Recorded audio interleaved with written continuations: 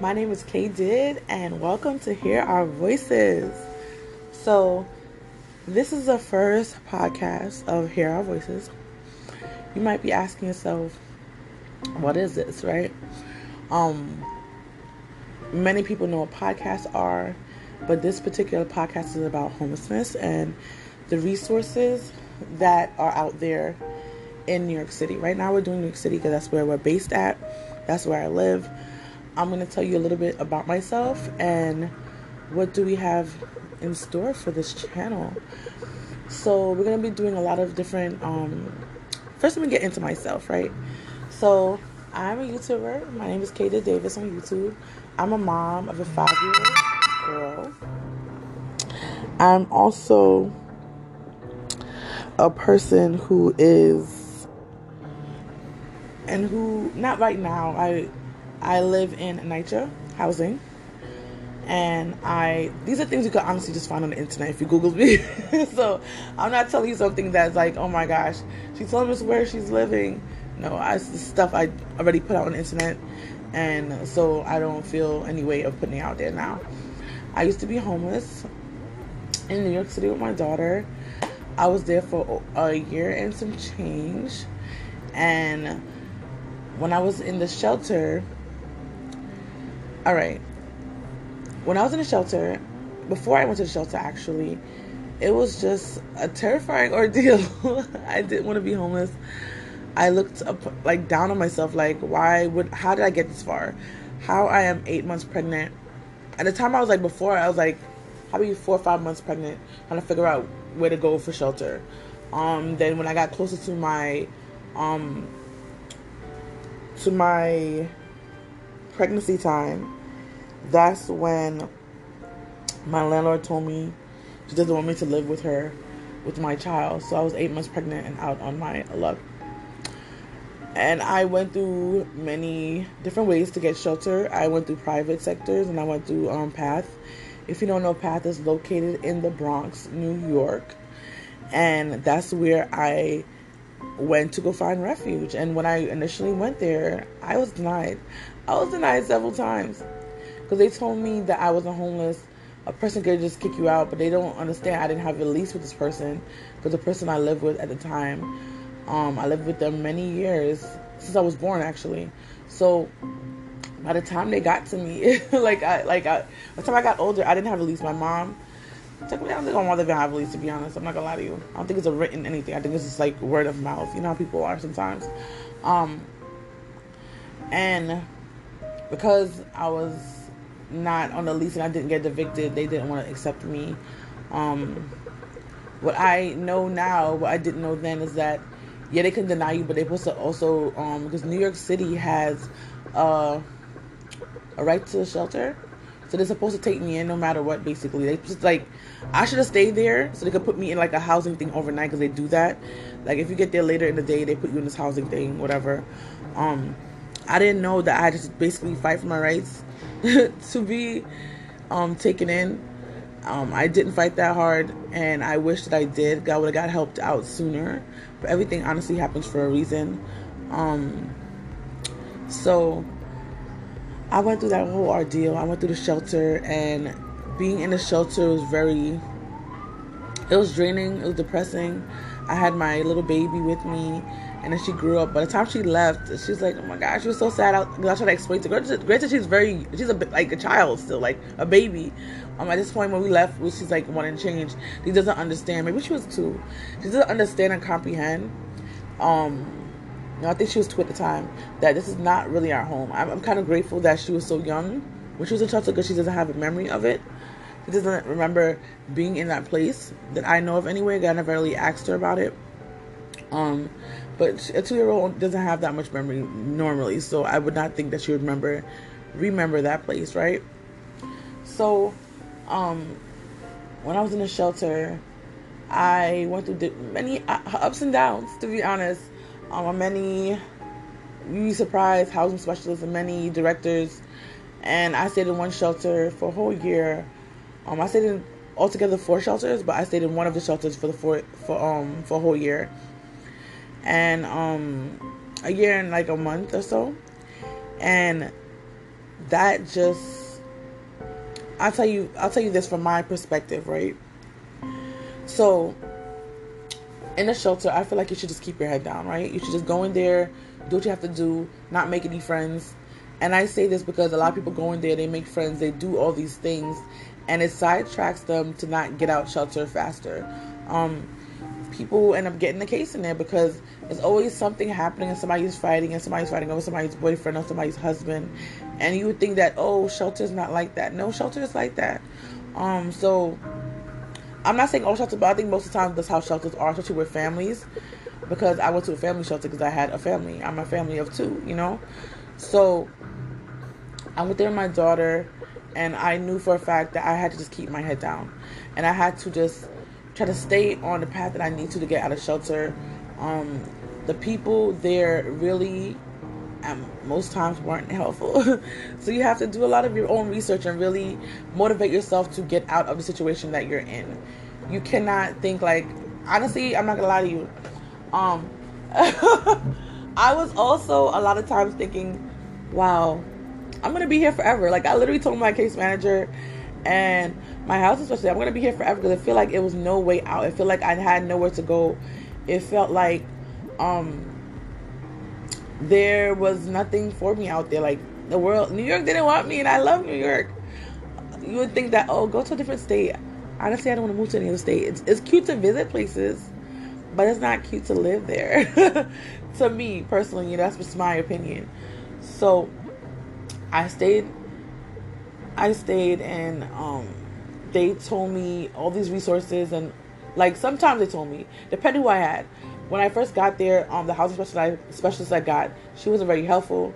I had to ask her about programs, and her job is to help me find housing, and she wasn't helping me to find nothing. And at the time I had a job, and I asked her about certain programs, and I like do research and Google. Like, honestly, if you don't have a housing specialist or a caseworker, like out, and even a director, because at one point in that year, I met two directors. I met probably two housing specialists. I asked for a new one at one point. So three, I think it's three. My original one, the one I ended up getting, and then that person left, and I got a new one. And I got a case manager, right? So all these, like, different people, and not having the resources that I actually need when I was in the shelter, I had to do a lot of Googling. Google is your friend. If you don't think so, I'm telling you today, get it from your girl Kay did, okay? Google is your friend. And I learned very fast, that Googling could definitely help me. You know what I'm saying? Definitely help. So let's not get into me as much, right? So my story, it might sound like a drastic shift, but if you do want to hear more about my story, I don't want to take up so much of the time with you guys. I definitely can do more so you can understand how me and my daughter have gone through the shelter system.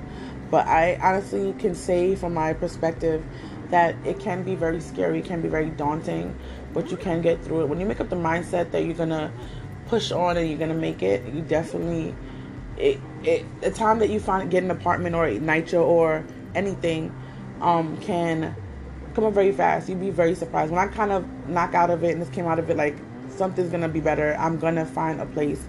That's when I actually end up getting called for Nychearourvoices. So everything happens for a reason.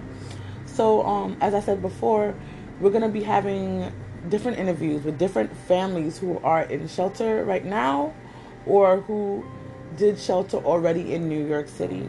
We're also going to have different people come on who work with the homeless population, and also people who do like different researches with the homeless population also. We're going to have people who work with the children. We're going to have children on also doing interviews.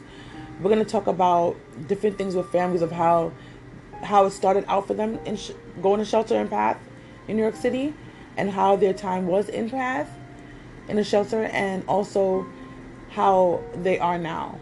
So I hope you are prepared to hear the stories. I hope you don't judge the families, because one day it can be you.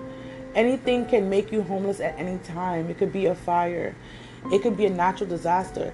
It could just be a landlord. It could be a pandemic.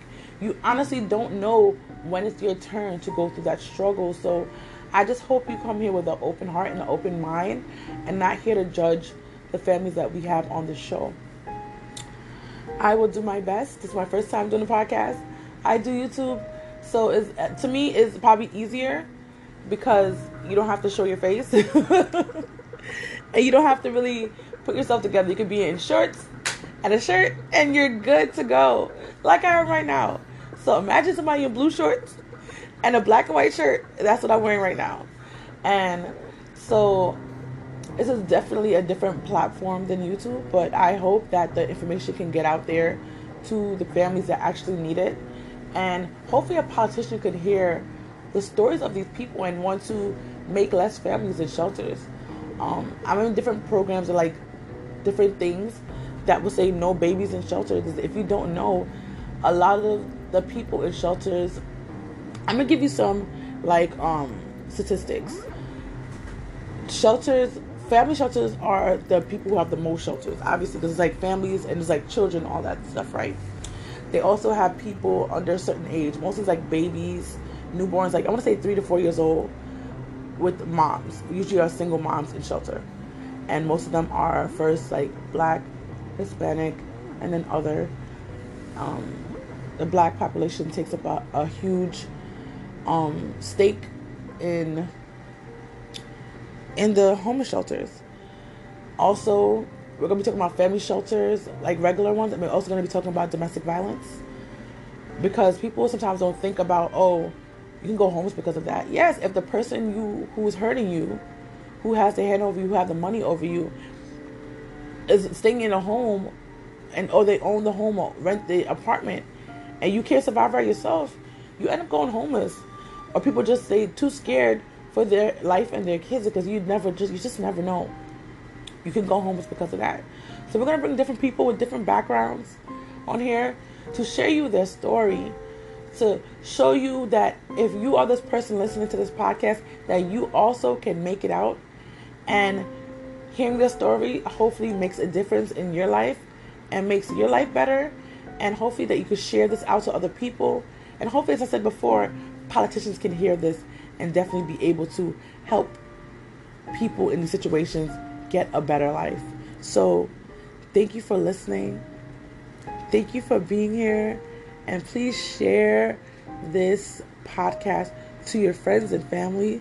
And hopefully they can help push this narrative forward that we don't need no more families homeless. No more people homeless. Not just only families, to be honest. No more people homeless. And that everybody needs a home and should get a home.